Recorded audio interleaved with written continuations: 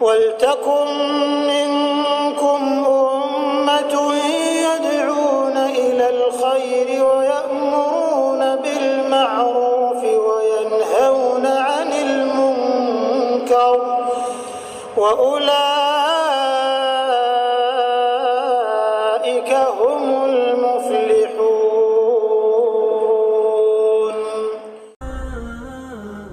Saya pernah mengadakan pelatihan teman-teman sekalian di masjid yang besar. Masya Allah, mungkin seperti ini, malah lebih besar. Lantai 2 juga seperti ini dan penuh. Di lantai 2 itu ada banyak ibu-ibu akhwatnya. Saya bicara masalah kematian selama 2 jam, materi lengkap.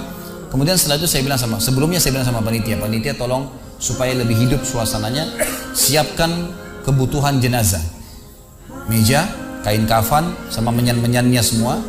Kemudian di sebelah masjid buatin liang lahat. Baik Ustaz, dibuatlah.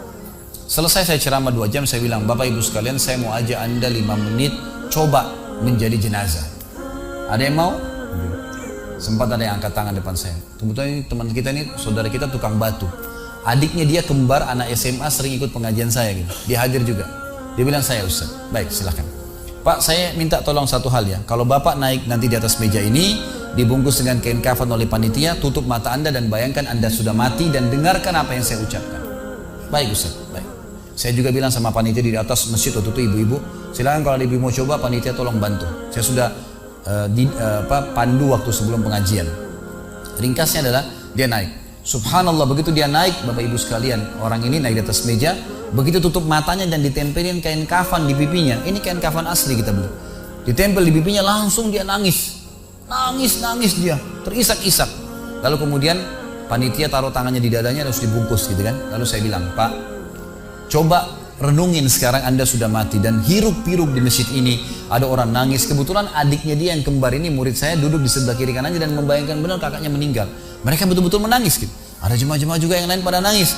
Saya bilang, hiruk-pikuk masjid ini yang sedang menangis, ada yang sedang ngobrol, ini anggap di rumah Anda pada saat Anda meninggal dunia. Dan Anda tidak bisa protes. Gak bisa bilang saya tidak mau, jangan ribut, gak bisa lagi. Udah.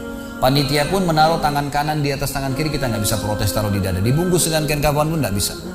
Baik, Pak, bayangkan semua peluang amal saleh yang semestinya Anda bisa kerjakan, sholat malam, sedekah bakti dengan orang tua, baca Quran, sholat berjamaah, yang Anda sia-siakan dan Anda menyesal kenapa tidak kerjakan sekarang.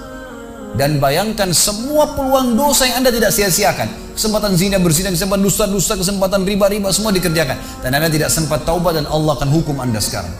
Itu Bapak Ibu sekalian, saya tidak karang-karang dia sampai nangis-nangis Bapak ini. Terus dia nangis. Lalu saya bilang, tolong panitia, datangkan geranda jenazah. Datangkan. Baik Pak, sebentar lagi kami akan angkat badan Anda di geranda ini dan kami akan bawa Anda ke liang lahat sebelah masjid. Diangkatlah dia. Saya bilang, Pak, renungin, resapi tubuh Anda kesentuh dengan geranda ini. Gitu kan. Ditutuplah lalu dipikul. Lalu saya pandu pakai mic, saya bilang, Pak, inilah detik-detik terakhir Anda bersama kami. Terus sesalin perbuatan-perbuatan dosa Anda pernah lakukan, peluang-peluang ibadah Anda sia-siakan. Sampai tiba di luar masjid, saya turun ke liang lahat, saya buatin sendiri tanah. Kemudian saya buatin gubernur, lalu diturunkan dia. Setelah diturunkan, saya suruh tutup matanya, kemudian ditutup dengan kain. Saya keluar, lalu saya pakai mic, saya bilang, Pak, buka matanya. Inilah rumah Anda sekarang.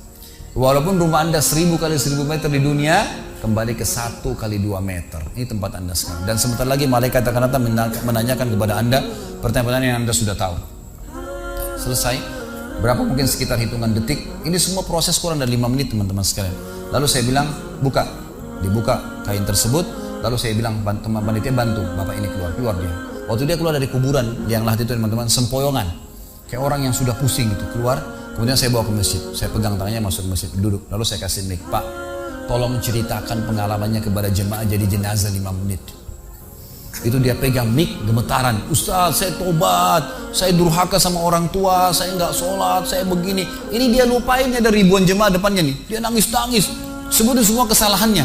Semua pada banyak ikut nangis. Dia kayak orang ketakutan betul, gitu kan? Baik, selesai.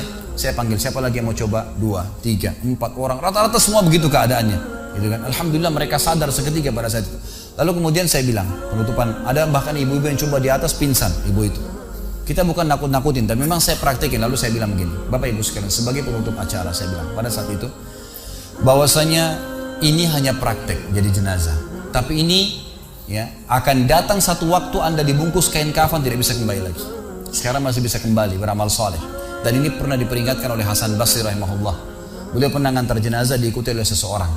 Lalu Hasan Basri tanya, wahai fulan, kalau seandainya jenazah ini tiba-tiba hidup sekarang, apa yang dia kerjakan? Kata orang ini, tentu dia akan sholat, dia akan puasa, dia akan ngaji, dia akan kerjakan ibadah-ibadah. Kata Hasan Basri, kenapa? Dia bilang karena dia sudah mati, dia tahu nilainya ibadah itu. Kata Hasan Basri, yang kau ucapkan benar, tapi yang di depan matamu ini tidak bisa hidup lagi. Kamu sekarang masih hidup, kerjakan seperti dia kalau dia hidup. Jangan tunggu itu, gitu kan?